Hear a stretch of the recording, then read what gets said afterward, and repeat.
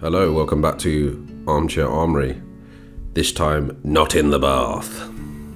So, I shouldn't really be joking, but if you don't laugh, you'll cry, as the age-old saying goes. Anyway, it's finished at the Emirates Stadium. Arsenal 0, Liverpool 2. Therefore, on aggregate, 2-0 to Liverpool, and Liverpool advanced to the Carabao Cup final to play Chelsea at the end of February.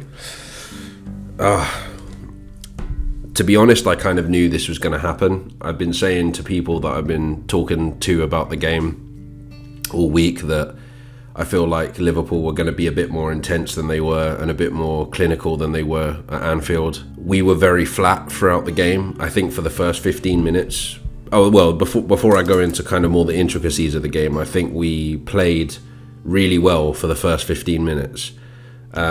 Despite the fact that we had a lot of players come back in. So Tomiyasu came back in, Odegaard came back in, Smith Rowe came back in, Partey was on the bench having landed from Cameroon this afternoon, so that was pretty crazy.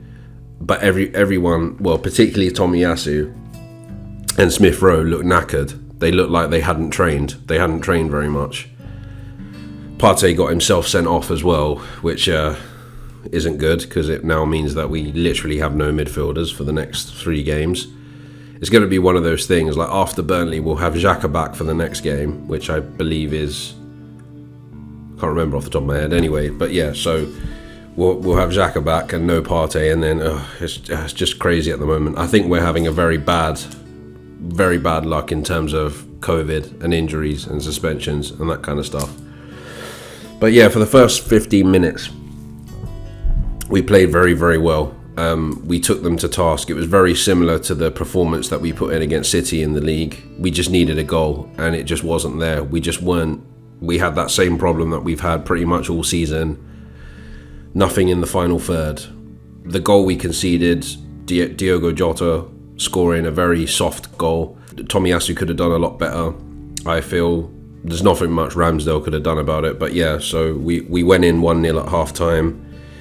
Came out in the second half, and to be fair, for the first 10-15 minutes we looked like we were on them again. Lacazette had a gilt-edged chance that he put over the bar, which, you know, I saw on Twitter everyone going in on him because of that. But he's been one of our best players since he's come in, so I don't think that's fair. It's I'm just looking at the TV.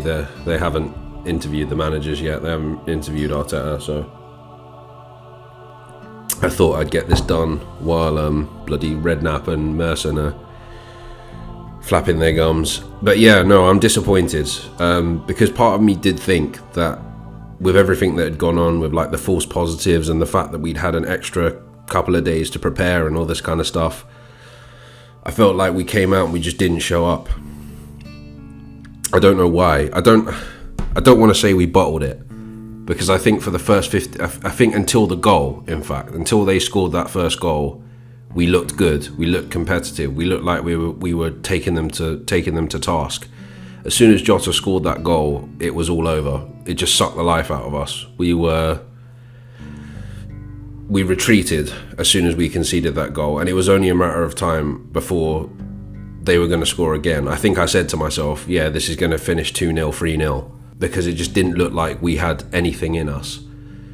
From a personnel point of view, it shows that we need a striker. We need a more clinical striker. We need to move on from Aubameyang and Lacazette. As much as I said that I don't think Aubameyang, I don't think Lacazette deserves to be criticised heavily because of the defeat. Because there will be people that will point fingers at the fact. I mean, I know that there's going to be, you know, the Arteta out brigade that will come out now and they'll be like, why was Tomiyasu playing? Why was Odegaard playing? It's like, because we didn't have anyone else. You make off moron. That's why.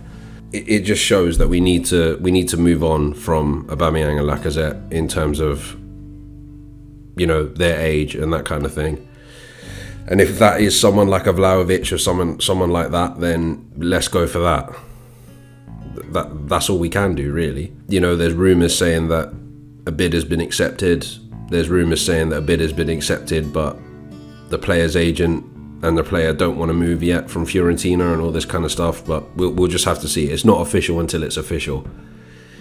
I try not to pay attention to any of these people that say that they're journalists, but really they've just made it up off the top of their head, or they've overheard a conversation with their friends at school, because they normally are teenagers, these people, and and then they go out and tell Arsenal Twitter, who are the most latchy fan base in the Premier League or in all of football, all of English football, and they believe everything that they're told. But yeah, going back to the game, disappointed. Very, very disappointed. I'm not going to go crazy, because I think at the end of the day, Liverpool are a far better team than us. They have a much better manager than us. I knew that they were going to come into this game more organised. Once they got a hold of the game, they didn't let go. Essentially, that's all they needed. They just needed an in, and once they got that goal, that was it. It was like, yeah, we're going through. We're going to Wembley. It is what it is. We move forward. It would have been nice to go to Wembley again. I think we would have had a better chance against Chelsea than we have done in previous League Cup finals, which was Man City. But yeah, that's all I can say, really. We move forward. We got Burnley on Sunday. We've just got to try and get through that. The most important thing is to concentrate on finishing in that top 6. That'll push top 4. We've just got to keep winning games and keep racking up the points. That's what we got to do going forward. Yeah, that's it. I think I'm going to leave it there, because I'm not going to sit and rant about it for ages. Oh yeah, one more thing. We need a midfielder. That's probably in some ways more important than a striker, because we can't go on with.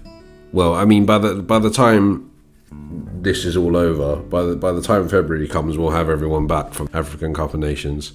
Go Nigeria, by the way. Yeah, so there's that, but I still think we need a kind of another experienced midfielder. Get Artur over the line if you can. He's a decent player. Get him over the line. Anyway, I'll be back again to preview the Burnley game very soon. So until then, take care and stay safe.